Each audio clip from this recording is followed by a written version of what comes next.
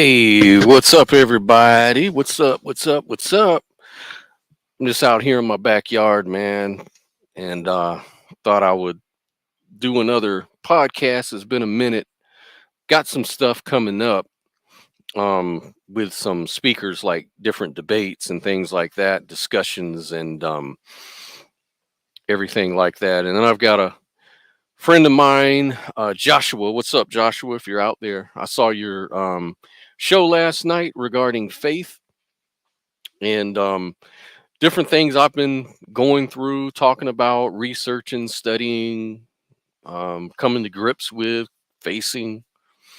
And so I thought, since I'm taking a few days off from work this week, that I would spend a little time, you know, going inward a little bit, expressing myself and kind of talking to you guys about spirituality and skepticism because something Joshua had said a while back, really, or yesterday actually, got me thinking. And I thought, and I'd been thinking about this situation for a while and it needed to be addressed. So I'm going to let Joshua actually speak for himself. I'm going to try to share a video, present a video here in a minute.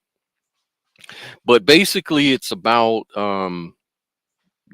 spirituality. Does it really have a place in the skeptical community, right? Like, is that really something we ought to entertain if we call ourselves skeptics? Are we kind of betraying ourselves when we hold on to some sort of form of spirituality?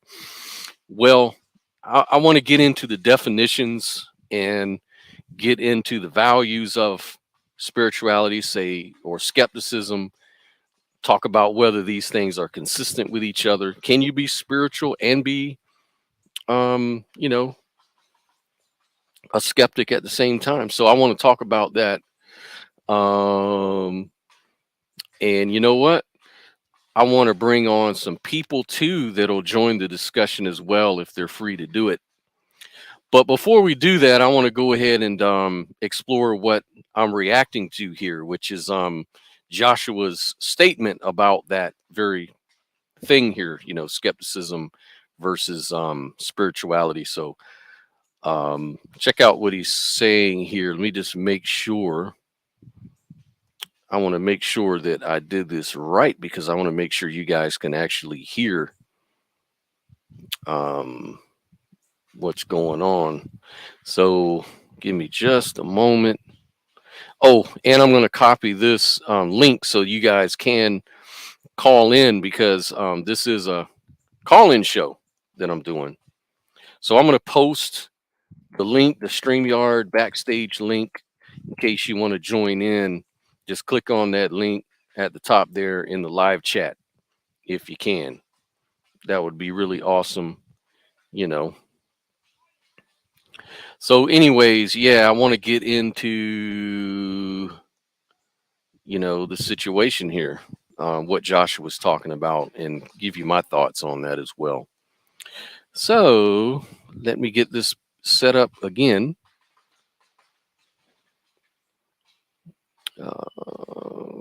Here we go. All right. So let's listen to what he has to say. If you are a theist or whatever the situation is, because we don't want to create, and that's the one thing that I'm not a big fan of. If it's creating a, what the heck is it called? A, why is my brain going? Shit. Creating a not a sound box. The hell is it called again? Where it's just everybody agreeing with each other and stuff like that. I don't know why my brain isn't braining at the moment, but whatever the hell that's called, everybody disagreeing, but there's nobody who's actually disagreeing, because that's or anybody who's of different opinion. Echo chamber. There you go. Thank you, Linear. Much appreciated. Echo chamber. Yes. I don't want to create an echo chamber on here. The one thing is, like, obviously, this show is for the solidification of Promethean secularist thought process, and let alone a foundation for atheism in and of itself, like I discussed many a times beforehand. But at the same time, I don't want to just have the same old, not the same old, but I mean, like, I don't want an echo chamber happening. I want people to push against me, you know? And that's the big thing that I really want for the future. Push against me and I will be happy. Yeah, so that's what I'm going to do right now is I'm going to try to challenge you. I'm going to hear you out, see what your point is, and then I'm going to try to challenge it because I do have a few points. It's really a good discussion. It really opens up a lot of things. And so let me hear you out and then let me react. you know, push against my ideas so I can have a bit of a what's it called? And we can just see based on other people's ideas as well and really delve into that. And that's something that I'm really looking forward to within the Promethean secular uprising and stuff. And let alone, because one thing that I do truly believe is that sometimes the I find that secularist movements predominantly and understandably focus on reason, logic, philosophy, science, and so on and so forth, which is really freaking fantastic. But the one thing that I don't see that often is more of the emotion aspect, right? And I think with upcoming shows, we're going to start focusing on that. All right. So here he's saying, he's setting this up. He's saying that emotion should be included. It seems like he's saying that. He doesn't see that, and he truly believes that it would have a place in the skeptical community. So, what he's saying is the emotional life. And when we talk about emotions, we're talking about feelings. So, he's saying that feelings, letting feelings guide us in some kind of way, or, yeah, we feel a certain way, we want it to guide us. So, if we're angry about something, we want to look at it and we want to explore it, find out, should I be angry about this? Should I not be angry about this? Should I feel good about this? Should I not feel good about this? Right? So feelings seem to have a place, right? In the skeptical community, according to him. But feelings are opposed to rationalism in this context, it sounds like. It sounds like he's saying that, yeah, it's good to be scientific and philosophical and rational, but, but, what about emotions? What about feelings? So you're saying that there's two different things. There's feelings and then there's rationality. And you want to bring feelings into the skeptical community, right? That's what it sounds like you're saying to us here, right? I don't have a problem with that. I see emotions as part of the human experience, as part of the human journey, as part of being human, is to have these emotions. What's wrong with expressing that? What could possibly be inconsistent with skepticism? I don't know. And focusing on a more, because I find that when people are more emotionally involved in a movement or in a group, they have much more of an affinity to want to go out there and be proactive with you as well. And not the thing that I want is individuals who want to push forward. The thing that I want is a vanguard of Prometheans moving forward. And then afterwards, anybody who doesn't wish to be with us can then use whatever other methods they have or whatever. And Hold on, I that's think why we I missed think that something. certain atheists will not want to be part of the Promethean secular uprising, which is perfectly fine, Hold on. right? Because look and answer those questions. Here we go. So that's one of the things that I think would be a benefit, right? Is to have a movement that is based on not conceding, is based on moving forward the entire time. And that's why I think that certain atheists will not want to be part of the Promethean secular uprising, which is perfectly fine, right? Because the thing that I want is Why? individuals who want to push forward. If anybody does have any questions, please ask those questions, because I'm in and of itself. And if we can make that happen, and if we can build on that and everything like that, if for them to make that concession of saying, okay, not only is faith irrational, but at the same exact time, it doesn't lead to any knowledge claims. Now we got a foot to stand on. Now we're able to take want to be part of the Promethean secular uprising, which is perfectly fine. For us here on the Promethean secular uprising, we are going to be moving forward. We're going to be pushing on theists in a particular way that will. Okay, so he's saying that he wants to push forward. So anyone who engages in faith, and I'm trying to get the spot where he said actually said spirituality, the spiritual life. He did say that, but I don't want to waste a whole lot of time searching for that little soundbite. And Joshua, if you're out there, if you want to join in, or at some point we can discuss it in the future, does spirituality have a place in moving forward with skepticism? This is one of those things I would say yes. I would actually disagree with Josh and say, yeah, of course. Just like you want to incorporate, say, um, emotion as a motivator, right? Because you can get behind it. You want to feel emotional. Well, you see, that's the thing. People feel emotional about their spirituality or their faith, and that motivates them, right? And so it's easy to conflate spirituality with emotion. And you can say, oh, I can disregard spirituality because it's just all emotion. It has nothing to do with rationality, right? And if we're going to move ahead, we have to get rid of those things that aren't rational. We have to understand that those things that aren't rational can never be true. That's the thinking that I'm hearing. And it's nothing new. I mean, I've been around the skeptical community for a long time, and it is true to some extent. But you can't say that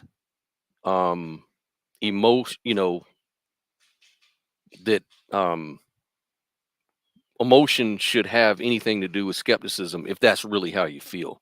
That would be a contradiction. That would be irrational. So, what I would say is I would embrace the idea of being emotional. Yeah, there's nothing wrong with this part of being human. But on the same token, then we can say that spirituality could have a place in skepticism. What's wrong with that?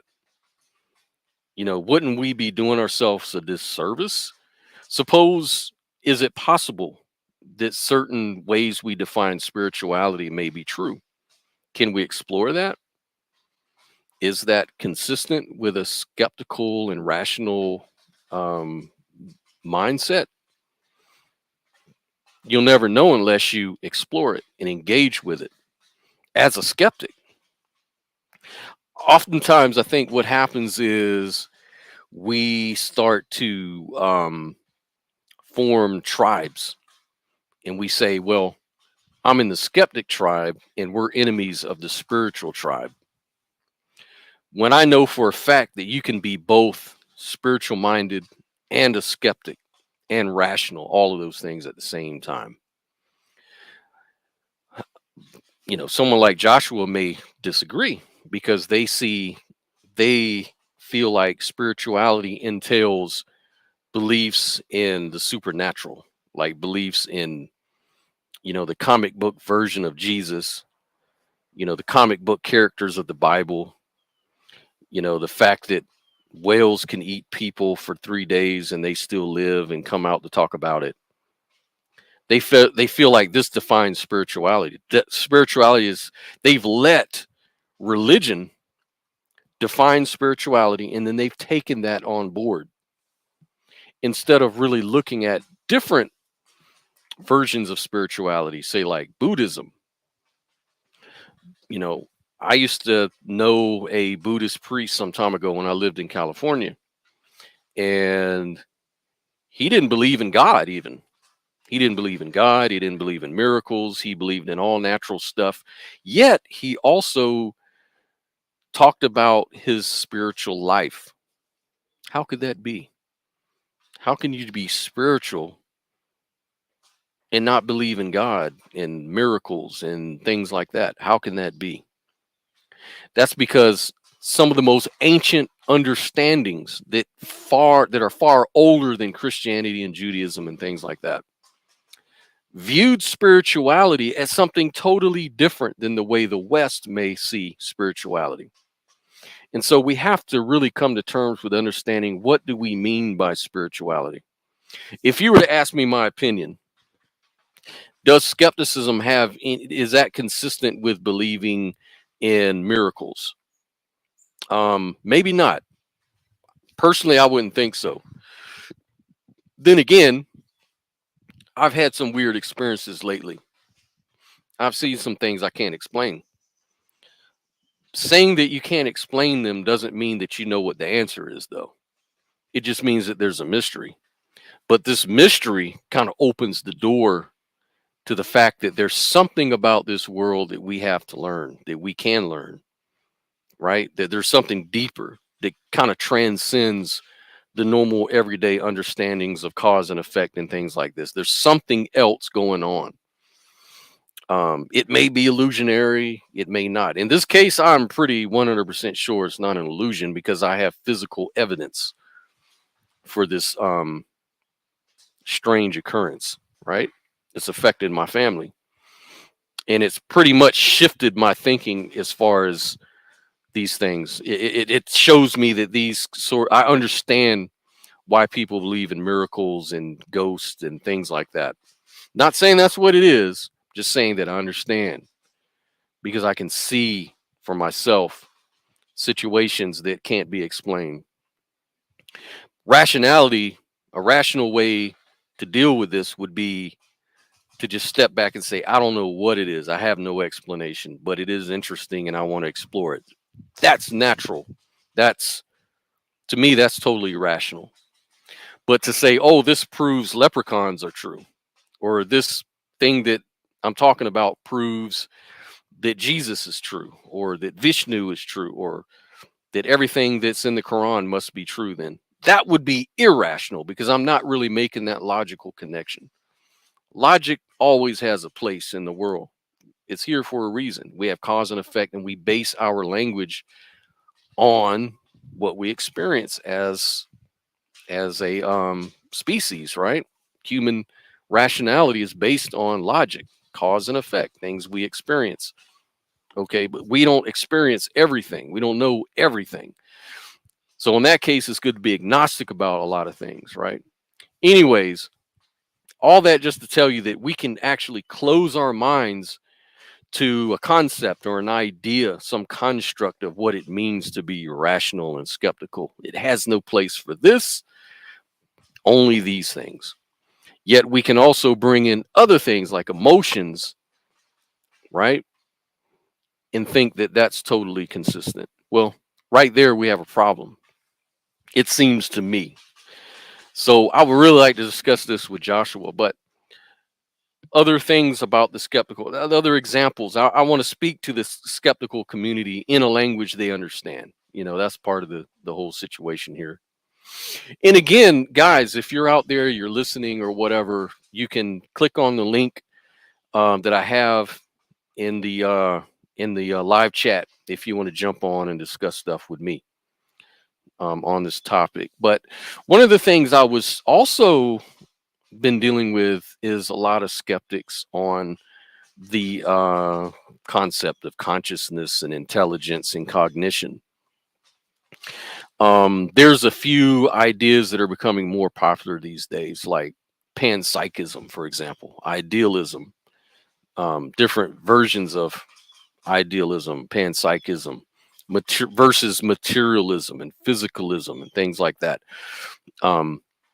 What these are, for those that may not be so familiar, physicalism, materialism says that at bottom everything is physical, right? And whatever that means, whatever physical really means. I mean, I always understand people when they say that, they just means that it's just operational, that everything in life has no internal quality, but it's all behavior. In other words, billiard balls bouncing into each other, causing things to happen. This is what's fundamental. These sort of relations. This is materialism. Like, it's just material things. Like my skin, my hand. All of these things are material things. And then at bottom, that's all that there is. That's what's fundamental. And so, how that affects one's philosophy in life is to say that the internal life is just an illusion, or it's just a meaningless, fruitless sort of endeavor. Some will say that. Not everybody. Some will say that it's very important to have a subjective view and that it goes hand in hand with materialism. But those who counter that will say, well, how does materialism explain or account for consciousness and things like that? It's all intellectual stuff right here. It's all just about connecting dots and being scientific. So we're turning this into science. But what I've learned is that cognition, this idea of intelligence and cognition, doesn't just happen in human brains. This shouldn't be debatable, because a lot of people like to make humans special, put us on a pedestal, make it look like only human consciousness matters, or it's the only thing that counts as consciousness is the human brain. But not really. I mean, all the way down to the cellular level, there's intelligence and cognition. There's evidence for this. And a lot of materialists and physicalists hate that, or they don't like that idea because it goes against the idea that consciousness is a higher level function in evolution. Like, it's something that emerges, from the material, and it makes perfect sense, right? It just makes perfect causal sense. It seems like that. But what I've come to learn is that there is cognition, maybe not human consciousness or anything like that, but there is something like that, some aspect of mind that exists at the cellular level. And I would defer to biologists who study this stuff. One of my favorite would be Michael Levin. He's a biologist, um, and he talks about his experiments that sort of prove cognition at that low level. So I'd like to play a little bit of a video, not just to be talking about it as if I know what I'm talking about. There's a lot of people that say, yeah, well, where's your evidence? Where's your evidence? I'll show a few videos which are just high level explanations, but there's papers on it, there's journals on it, not just by this biologist, but by many that I've read through. And there's a point to actually understanding this truth about life, right? There is a truth. But before we get into that, I'll kind of play the video and show you what I'm actually talking about. Show you that there is, this idea does have some merit. So here's the video. Again, this is Michael Levin. Can cells think? People tend to think of intelligence as being of two kinds. There is the quote unquote real intelligence, which is what we are supposed to have. And then there's this idea of a collective intelligence. So swarms of bees, colonies of ants, shoals of fish, and so on. And people tend to think of those as radically different things. But the reality is all intelligence is collective intelligence. And this is because we are all made of parts. So you and I are collections of cells, and these cells, including neurons and various other cells in our body, have many competencies. This is because they were once separate individuals by themselves. They were unicellular organisms with all of the skills needed to survive in a complex world. And that journey that we all took, those progressive steps by which we construct ourselves, we construct our bodies, we construct our minds, that journey is maybe the most profound question in all of science. I'm Michael Levin, and I'm a developmental biologist at Tufts University.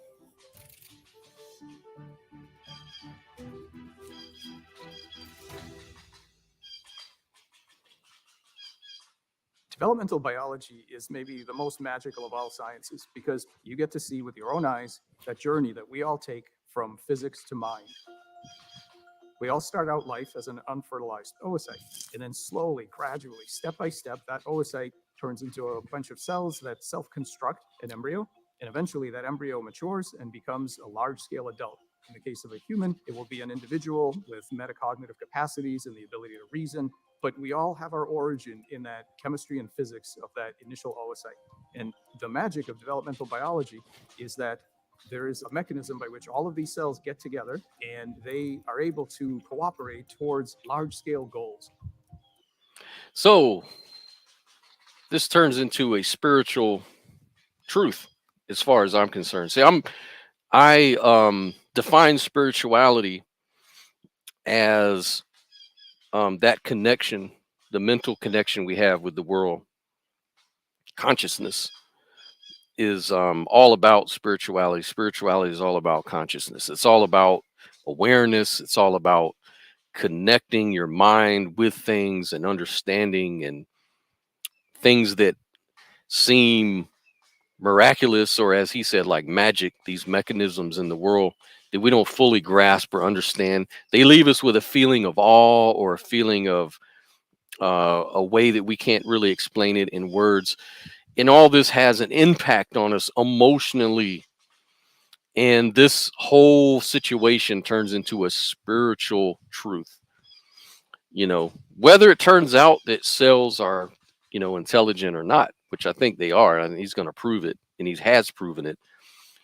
Whether he could or couldn't have, doesn't matter. We're left with this impression. It's part of our spiritual journey. So even learning what's false can be a spiritual learning, or maybe for language that people would like better that aren't down with the spirituality stuff.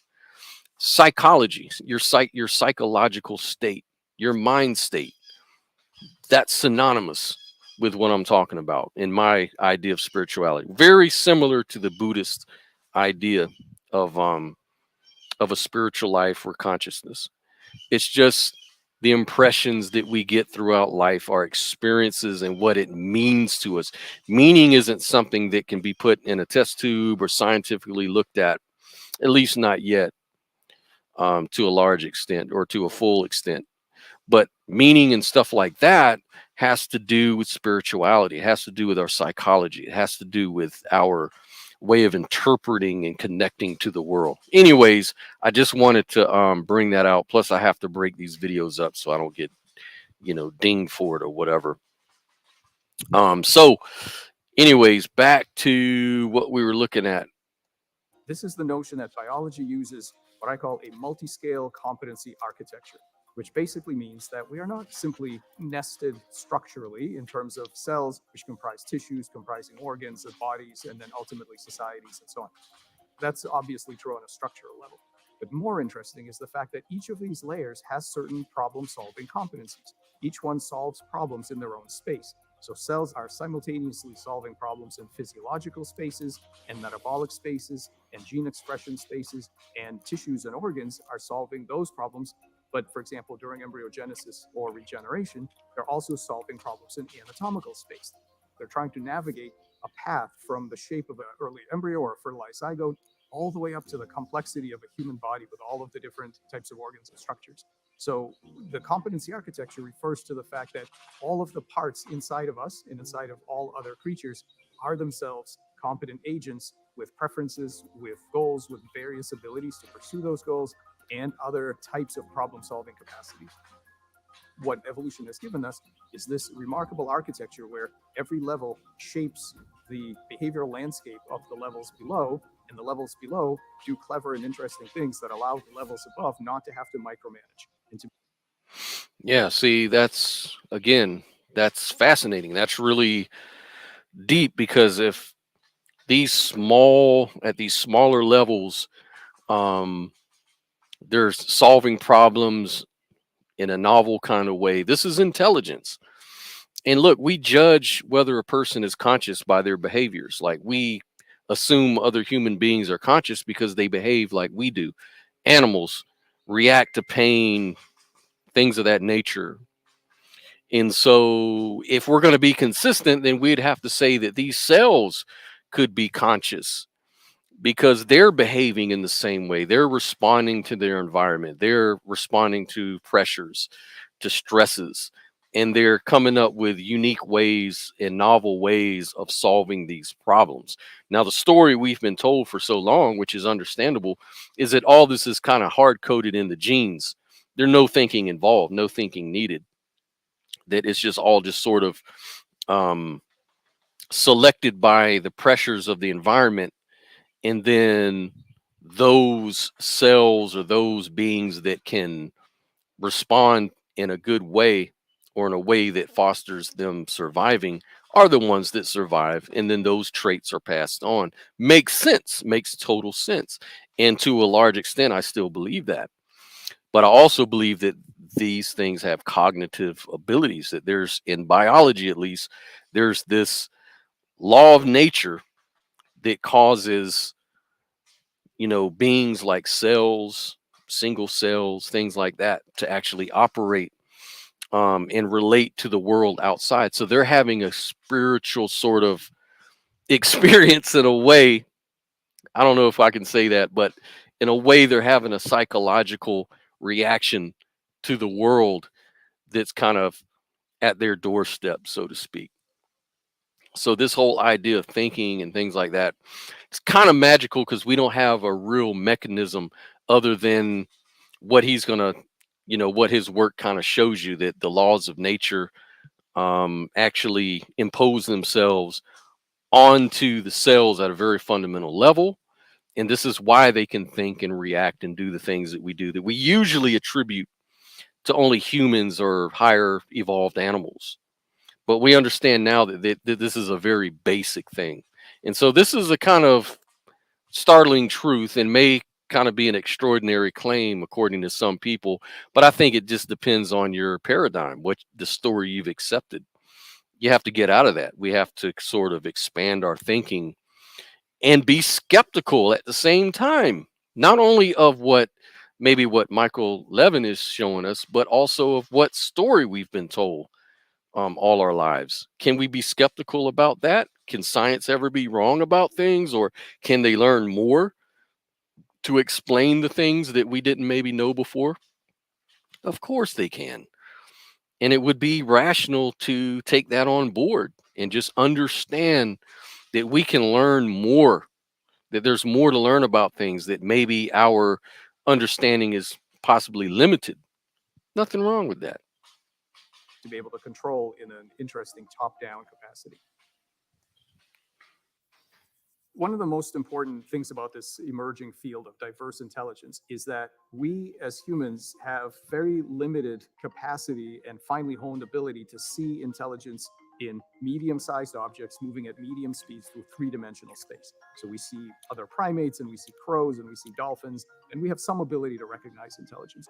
But we really are very bad at recognizing intelligence in unconventional embodiments, where our basic expectations strain against this idea that there could be intelligence in something extremely small or extremely large. People often criticize this approach by saying, well, then anything goes. If you can pick up a rock and say, I think this rock is cognitive and intelligent, there's a spirit with hopes and dreams inside of every rock. That's not what this is. This is quite different. As an engineer, what you have to do is you have to come up with a way to look at a particular system that doesn't overestimate its intelligence or underestimate its intelligence. If you treat complex animals as if they were clockwork, you're going to miss everything that's important and exciting about how they work. If you treat a clock as if it had a complex intelligence, you're going to waste a lot of time. But getting it right is fundamentally important. And so you have this spectrum where the engineer has to pick the right level for the right system. And it's critical not to then say, well, that doesn't sound like human intelligence. Right, we're looking for the basic minimal version. So I think it should have two things. The first thing it should have is some degree of goal directedness, some ability to take different paths to get to the same goal. So this is William James's definition of intelligence. And it has to have some ability to undertake actions that are not completely determined by local circumstances. So you start with all of that, and systems that have scaled up those basic, very fundamental non-zero levels of agency, we call that life. So it is a spectrum, and I think that in this universe, it goes all the way to the bottom. All right. So that pretty much sums up his view based on his work as a biologist. Very interesting. So I'll kind of look at some of those things that he's referring to, just to kind of add a little bit of something to it, rather than just being a bunch of claims. Because this guy, he has a lot of papers um, on his work. Obviously peer-reviewed papers. I kind of think that he's going to win a Nobel Prize for his work. In fact, so yeah, I'm very interested, and it really does. And a lot of panpsychists are now looking at him as their major support person, one of their representatives that is a scientist that's really out there facing the public regarding this. A lot of psychists are looking at him for their support in his work. So it's very interesting. But let's take a look at some of this work here. He talks about how this stuff is done. How does intelligence and cognition occur in cells? So check this out. Really interesting. And so in many ways, this is the amazingness of your work, is that you're starting to crack the code of these electrical signals. And you've got an amazing demonstration of this in these flatworms. Tell us what's going on here. So this is a creature known as a planarian. They're flatworms. They're actually quite a complex creature. They have a true brain, lots of different organs, and so on. And the amazing thing about these planaria is that they are highly, highly regenerative. So if you cut it into pieces, in fact, over 200 pieces, every piece will rebuild exactly what's needed to make a perfect little worm. So think about that. This is a system where every single piece knows exactly what a correct planarian looks like and builds the right organs in the right places, and then stops. And that's one of the most amazing things about regeneration. So what we discovered is that if you cut it into 3 pieces and amputate the head and the tail, and you just take this middle fragment, which is what you see here, amazingly, there is an electrical gradient head to tail that's generated that tells the piece where the heads and the tails go, and in fact, how many heads or tails you're supposed to have. So what we learned to do is to manipulate this electrical gradient. And the important thing is that we don't apply electricity. What we do instead was we turn on and off the little transistors. They're actually ion channel proteins that every cell natively uses to set up this electrical state. And so now we have ways to turn them on and off. And when you do this, one of the things you can do is you can shift that circuit to a state that says, no, build 2 heads, or in fact, build no heads. And what you're seeing here are real worms that have either 2 or no heads that result from this, because that electrical map is what the cells are using to decide what to do. And so what you're seeing here are live 2-headed worms. And having generated these, we did a completely crazy experiment. You take one of these 2-headed worms and you chop off both heads and you leave just the normal middle fragment.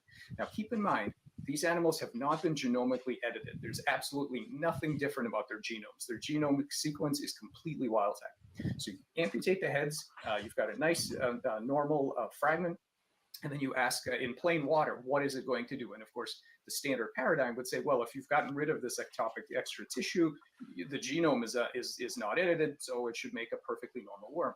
And the amazing thing is that is not what happens. These worms, when cut again and again in the future, in plain water, they continue to regenerate as 2-headed. Think about this. The pattern memory to which these animals will regenerate after damage has been permanently rewritten. And in fact, we can now write it back and send them back to being 1-headed without any genomic editing. So this right here is telling you that the information structure that tells these worms how many heads they're supposed to have is not directly in the genome. It is in this additional bioelectric layer. Probably many other things are as well. And we now have the ability to rewrite it. And that, of course, is the key definition of memory. It has to be stable, long-term stable, and it has to be rewritable. And we're now beginning to crack this morphogenetic code to ask, how is it that these tissues store a map of what to do, and how we can go in and rewrite that map to new outcomes. So there you have it. So this guy has figured out that memory in biology at that level of reproducing these heads is not located in the genes at all, but it's in this electricity, this bioelectricity, this energy. How does it do that? How does it do that? How does it store this stuff? Is this kind of like memory locked up into the laws of nature? I mean, he does come out and say that at one point, that he'll just say that as a shorthand, he'll just say that it's stored in the laws of nature. Basically, the bioelectricity remembers. Kind of reminds me of this Rupert Sheldrake guy about this resonance in nature, that the world remembers things, and this is kind of like a catalyst for evolution and a lot of other things. But whether that's completely true or not, I don't know. But what this all kind of tells me is that we're all kind of connected at the very bottom level as far as our minds go, as far as who we are, how we, operate as a being on this planet. We have in common with these little worms, and he also works with slime mold. Slime molds don't even have brains, and yet they figure out problems, and they figure out how to create mazes and how to solve a whole lot of issues for them in their lives. So this intelligence, this cognition goes on, and in fact, it's connected also to the laws of nature. So right there, that's another spiritual teaching, you might say, another aspect that we can now prove scientifically. So if you're more science minded and you want science for everything, well, to me, all of this stuff doesn't matter, because spirituality, psychology, science, all these are just words and labels we use. But what we're doing is the same thing. We're trying to explore life. We're trying to explore the meaning of life, or the reasons for things, the way they behave, or the reasons why we're cognitive to begin with, where consciousness comes from. You can call it a spiritual journey. You can call it a scientific journey. It's all kind of the same thing.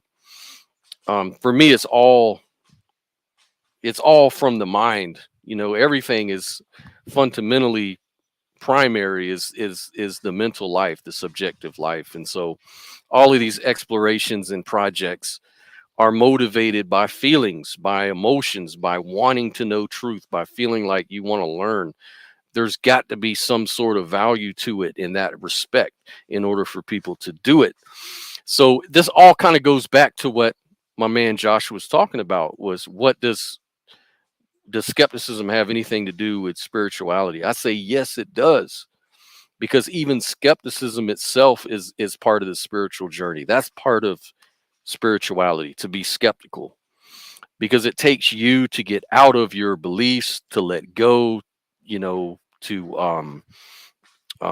let go of things that identity. These are spiritual teachings in Buddhism.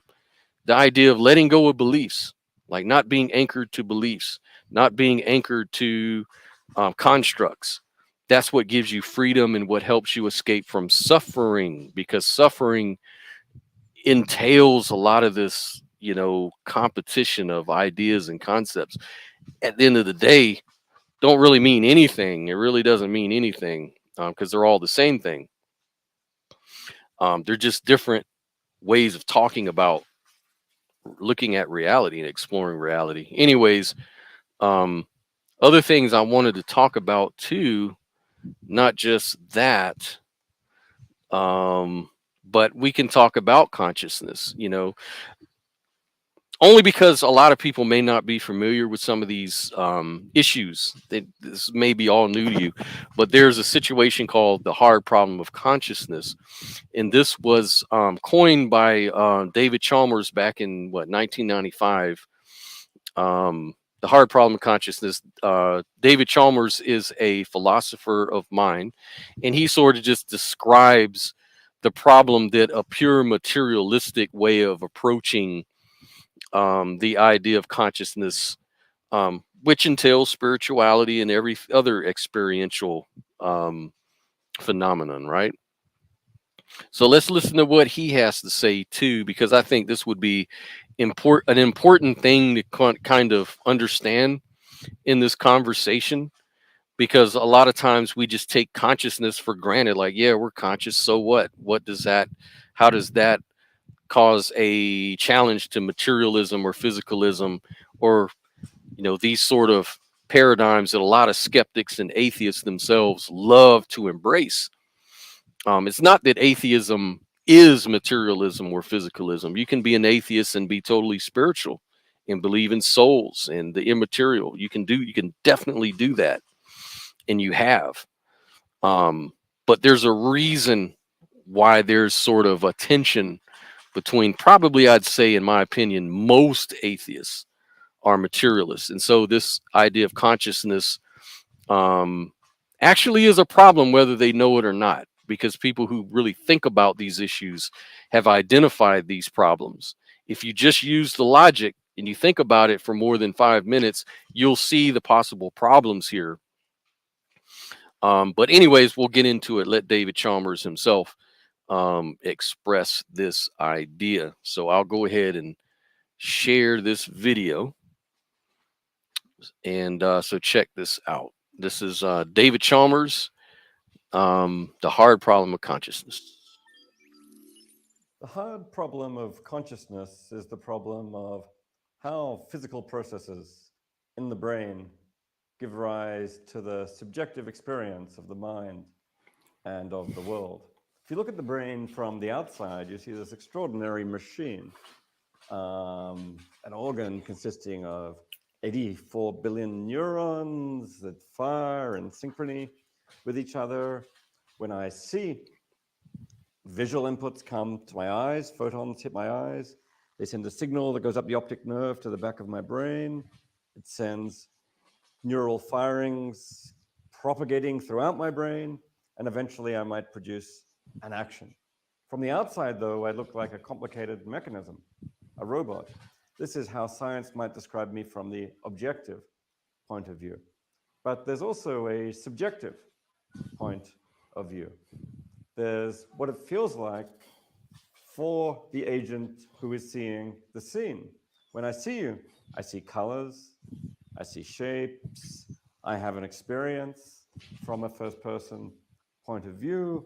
There's something it's like to be me. And this is the conscious experience of seeing. It's part of the inner movie of the mind.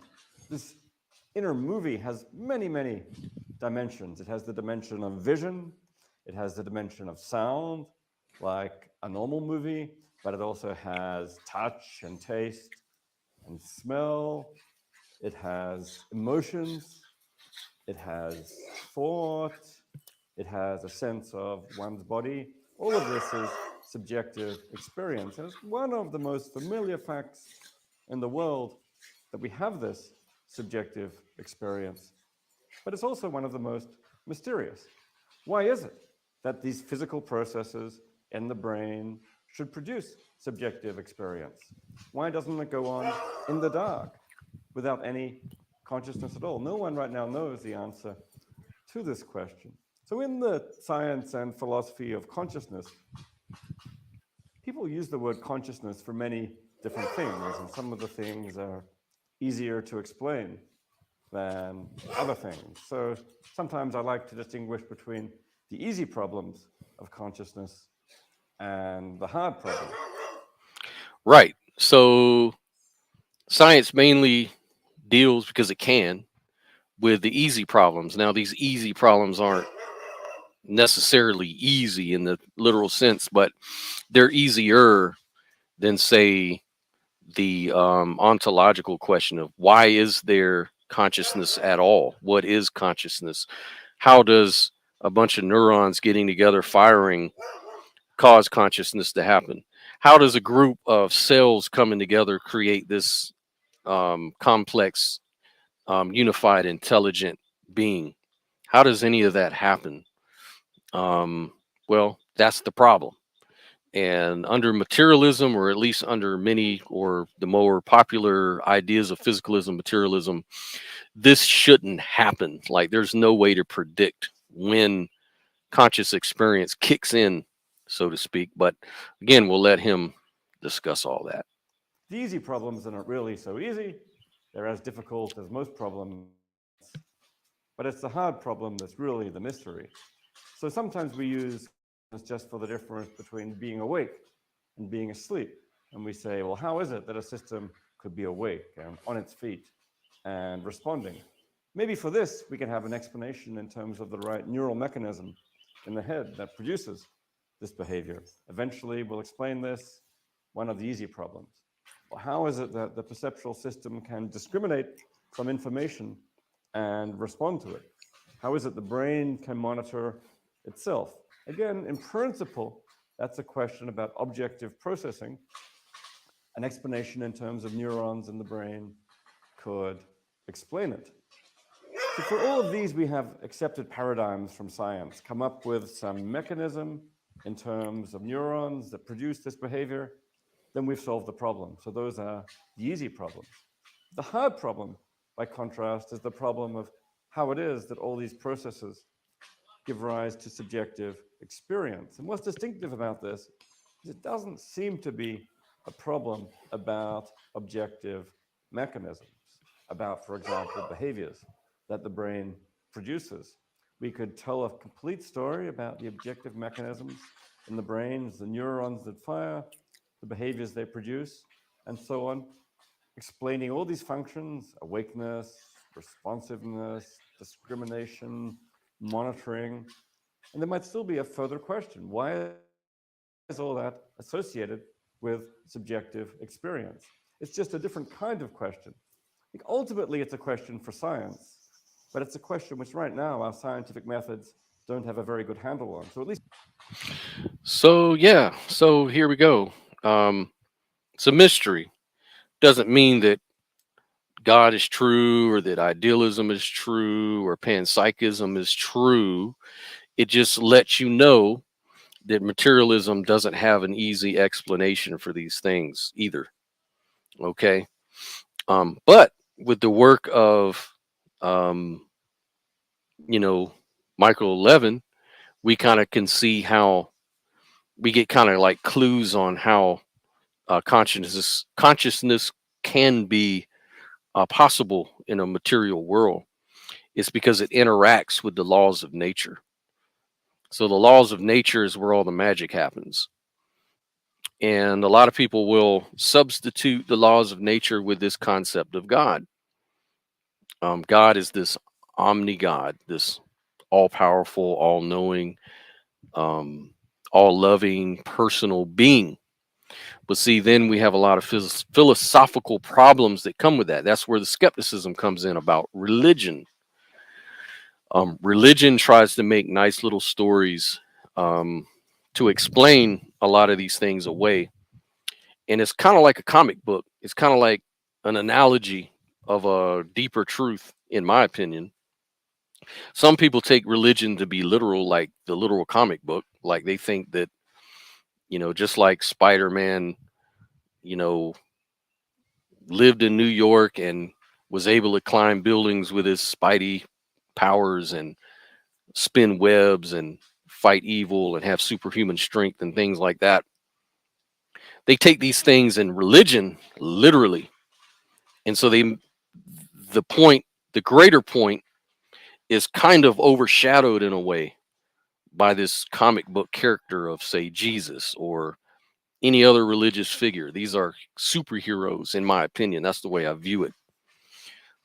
These people may have existed. I'm not saying that they didn't exist, but I just have no reason to think that they were superheroes, right? And I don't think that that's really important. I think what's more important is the message that they were trying to convey, or that the writers are trying to convey about the story. Maybe it's just a guy that wrote a story and wanted to convey, look, let's love each other. Let's get rid of dogmatism and the evils of religious organizations. So I'll just create this construct, piece together all these different characters, call it Jesus Christ, which also explains prophecies in the Bible, and on and on and on and on. You can construct this entire thing. You can do it collectively. It doesn't have to be just one person sitting in a room doing it. It can just be a collective work. Could be that, The important thing is, though, the message. Is it valuable? Is loving your neighbor as yourself a valuable message? Well, yeah, I think so. I think that's a spiritual truth.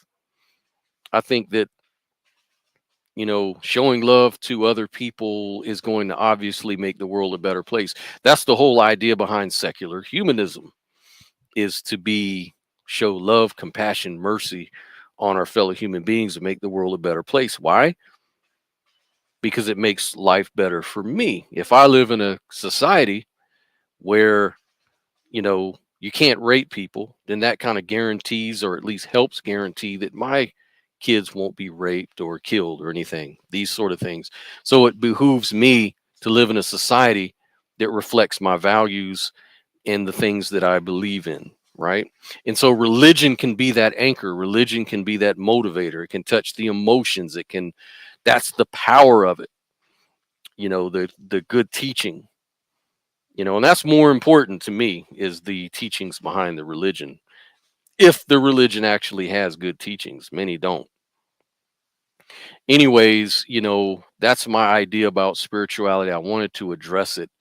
So let's get into that. What's the difference between spirituality and religion? Because these two things can be conflated. And I think it's part of the issue that a lot of those in the skeptical community have, especially atheists, with spirituality, is they conflate that stuff with religion. And many atheists, many skeptics come out of a religious background. I know I did. I came out of a very religious background, very fundamental.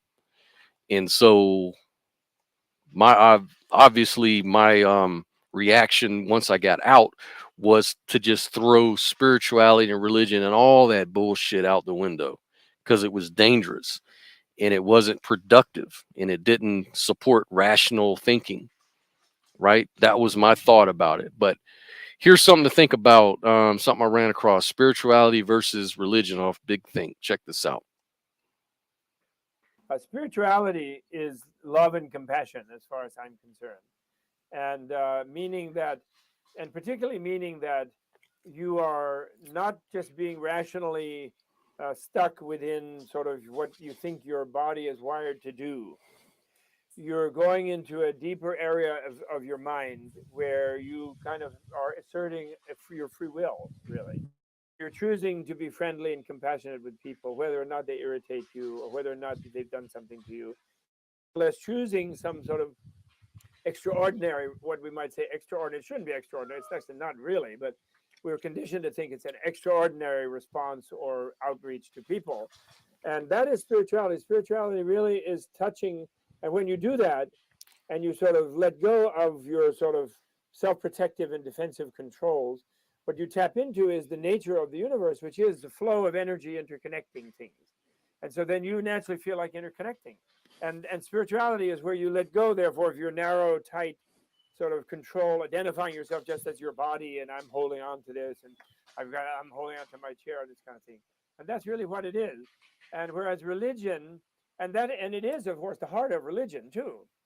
But unfortunately, religion has this other component where it goes into, instead of what the sociologists might call pattern transcending activity, or mental activity as well as behavior, it's into pattern maintenance activity, and it becomes a tool of the state and the society and the conventional culture to control people and say you have to do this and you need that ritual, you obey this rule, and it stifles people's spirituality actually. And in the name of it, people will kill each other and they'll hate people who don't have the same belief instead of being loving and friendly. They will misinterpret, or they'll allow the priesthoods to misinterpret the teachings of the great founders who were truly spiritual and who said, don't behave like that. And they start behaving like that, like, the Roman Catholic Church. The Catholic part is great, universal, and the Church of Jesus is great, is really great. But the Roman part is the Roman Empire from Constantine, and it's a dominating thing, and it isn't nice. And it's conflicting even for the priesthood. And of course, many of the priests are saintly and wonderful. When they were more great mystics, they were better before the Protestants made them try to be more social, but like to compete with them. But they too much adopted the stance of the Roman Empire is the problem. And religions do that. Buddhism too. It becomes a control mechanism rather than a liberating mechanism. Yeah. So again, my thoughts exactly. And you know how he was just saying that his idea of spirituality was this connection to the greater reality, that the greater reality was actually connecting with us. Well, we kind of saw that in a scientific sense with Michael Levin's work.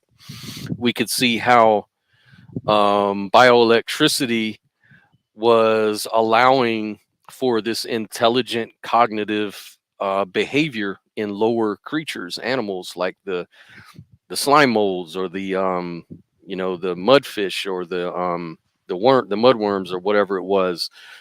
These different, even cellular cells, they're a collective intelligence, and for some reason some law exists that says when things get together like that and they have this interaction, that cognition, intelligence, and meaning and purpose and goals and things like that emerge. And that's a magical sort of thing from our perspective, right? Can be. And this is what I call spirituality, this coming to grips with the unknown, this letting go of our ideas and concepts that we've sort of constructed. But we have to be careful not to just repeat the same thing, like to say, okay, now I'm spiritual, or now I understand, this stuff that cognition, consciousness, whatever is pervading and emergent and all of this stuff, very spiritual sort of ideals. We can get attached to that stuff, and then we become stubborn on that and authoritarian on that, just like the Roman Catholic Church or Buddhism, or it becomes a form of control, and that we're going to teach these things. So yeah, I'm in full agreement with that. Like, religion is a lot different than the core spirituality. um you know and we have a comment from Burger Boy. He says cope a lot of useless cope when you could just obey Christ. Enjoy streaming to nobody. Well, okay, I'm not sure why people feel a need to be condescending, I guess. I don't know. But just to kind of address what you're saying, um not sure. You said useless cope when you could just obey Christ. I'm not sure. You saying that without Christ we can't cope with what? With life? I don't know. Maybe if you could be a little clear, or call in. Let's have a discussion. Let's break it down. Let's hear what you got to say, man. Um, but obeying a lot of things. It could be just following his example that we read about, where he said, "Love your neighbor as yourself." Um, you know, do unto others as you'd have them do unto you. Is that following Christ? Is that obeying Christ? That's kind of the same thing as what the Buddha taught, right? Was Buddha following Christ? Well, no, because he came before Christ. Was Christ following Buddha? Why is following people so important? The idea of the mystic, which a lot of people say that Christ was a mystic, that Buddha was a mystic. These people didn't follow other people. These people followed their experience, their spiritual experience, their inward experience, their subjective experience, and those things sort of guided them. And coping is something we all have to do, whether you're a Christian or not.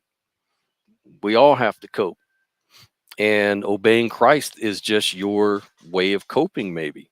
Another person's way could be obey Buddha, or another person's way is to just let go of all that bullshit and, just let your experience guide you. Because essentially it seems like that's what we all do. But yeah, regardless, spirituality and religion can be opposed, even though they sort of hijack each other. You know what I mean? Like they sort of use the same language, but they convey different fundamental ideas. is what I'm getting at. But I guess, I kind of, did what I wanted to do. I just wanted to react to Joshua, my friend Joshua, to say, does spirituality have a place with skepticism? Well, I think it does. I think even faith, depending on how you define the word, can also have a place in skepticism, because to some degree we all use faith. Now, a lot of atheists hate when theists say that, but I understand what they're saying, that you have faith in your wife, or you have faith in the process, right? Nothing wrong with that. It's totally natural. And sometimes they'll use that as a justifier for believing in miracles or something like that. Well, these are two different things, though. That's beside the point. But if we're using faith as just a way of believing in oneself, or believing in a process, or believing before we have the complete evidence that it's going to work for us, because you can have evidence that something's going to work and it ends up not working. So that's sort of a faith thing. You're going to have to use faith to get through it, to cope, or to work through that process, right? And so I think because that's universal and affects a lot of human beings, that yeah, why not? Why not include that into the skeptic community, right?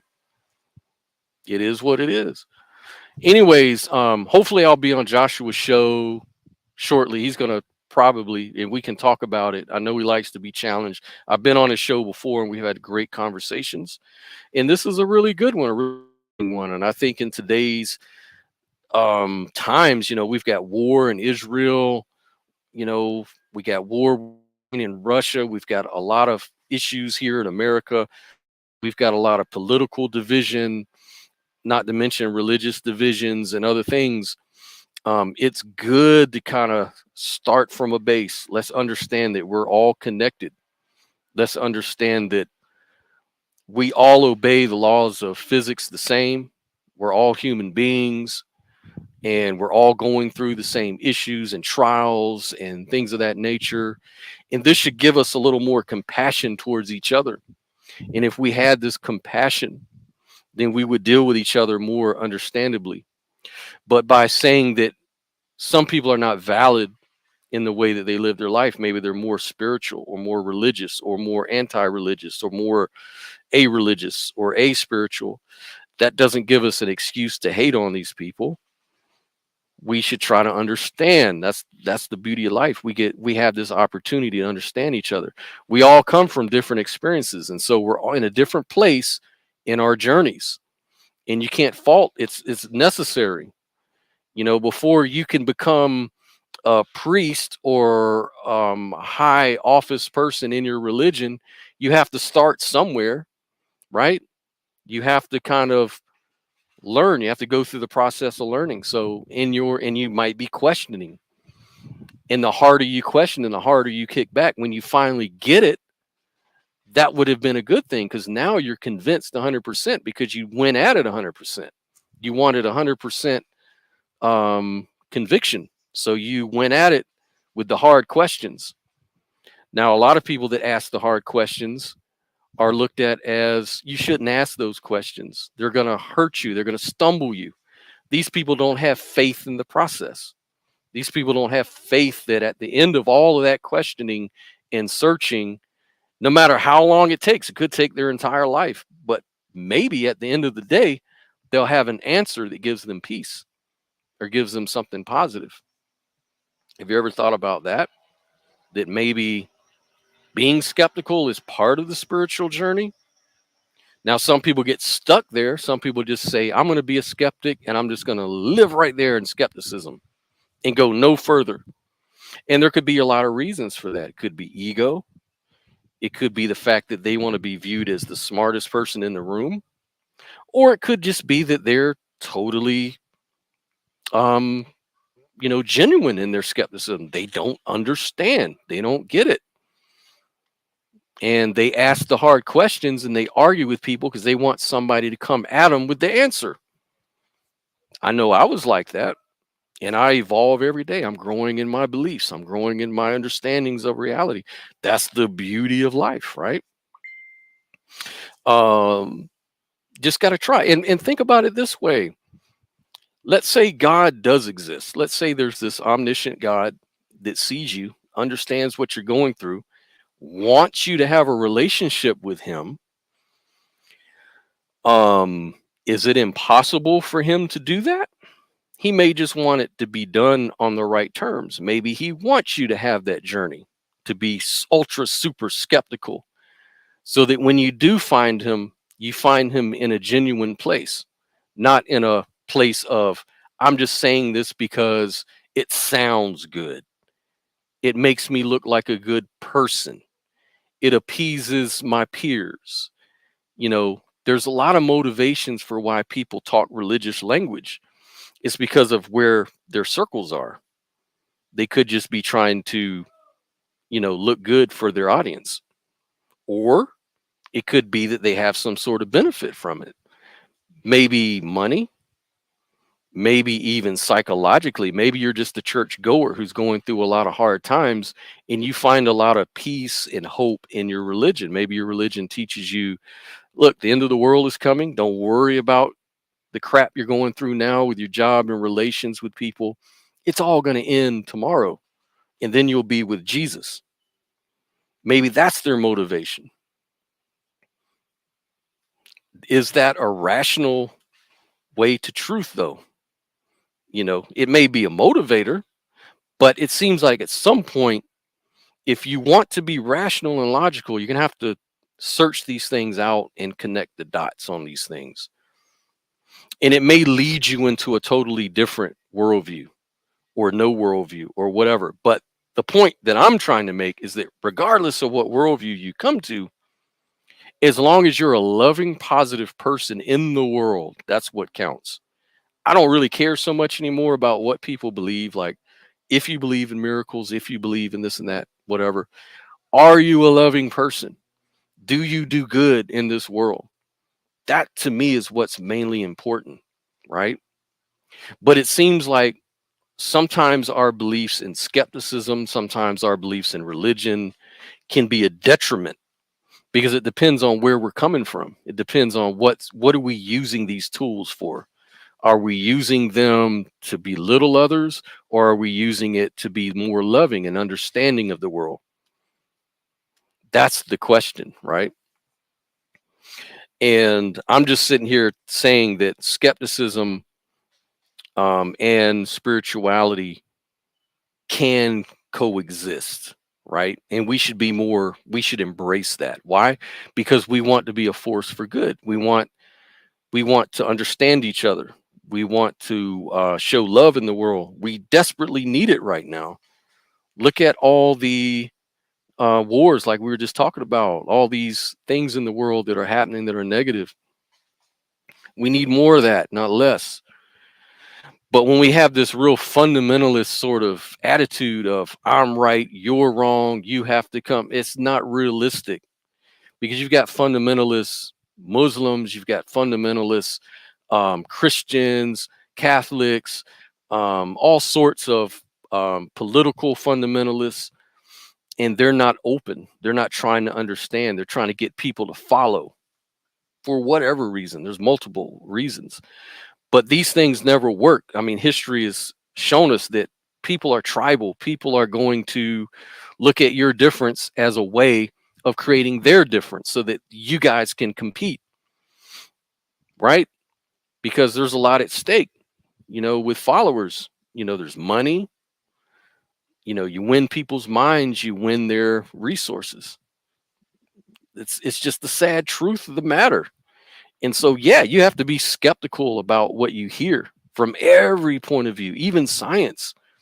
Science, I've come to learn over the years, is that there's a lot of political problems within the scientific community that keeps them from looking at certain particular things because you're not supposed to. You're supposed to be more in line with the consensus, which is fine.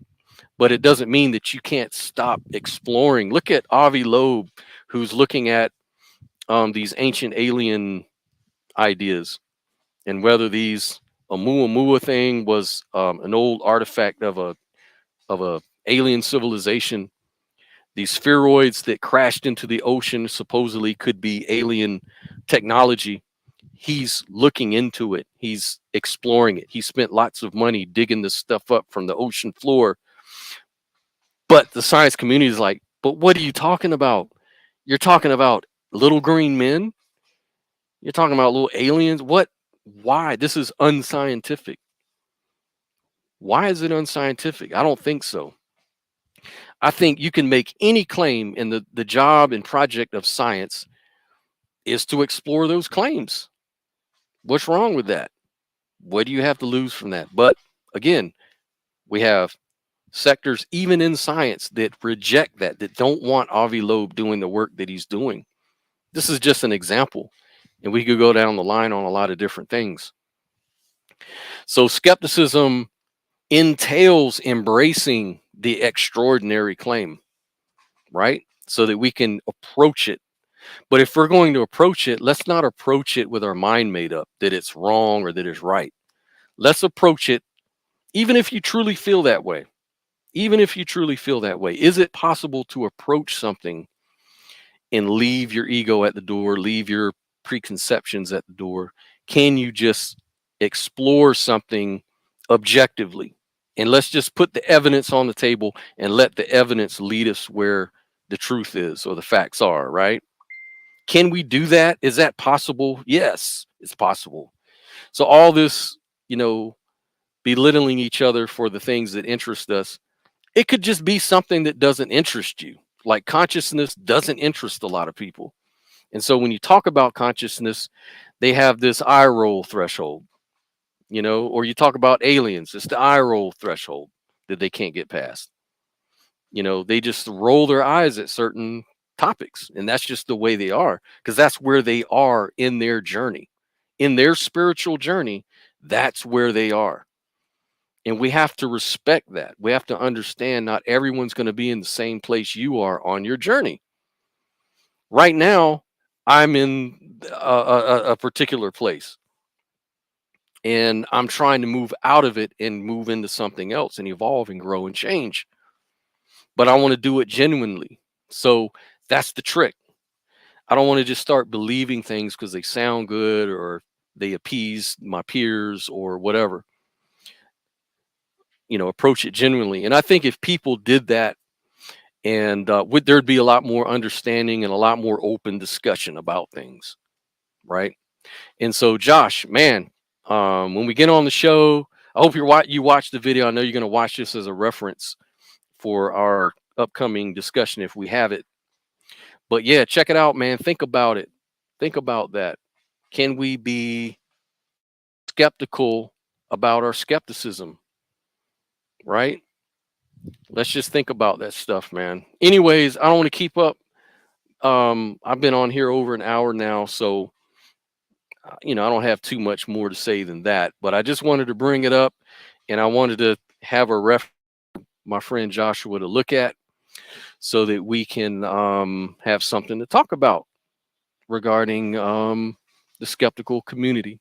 So anyways, guys, enjoy your day. I'm gonna enjoy this beautiful, beautiful afternoon. What's left of it, man. It's early. It's only 12:20 here. I'm gonna enjoy it. I'm gonna be off tomorrow. You guys be good. I'm feeling grateful about everything. Shout out to Sophia. Shout out to Painter. Shout out to Josh, Wes, all the people that I interact with regarding religion, atheism, skepticism, all of that good stuff. Shout out to all you guys. Sorry nobody could join me today. I'm really in the mood for a nice deep conversation, but it is what it is, man. Until next time, guys, y'all be good. Peace.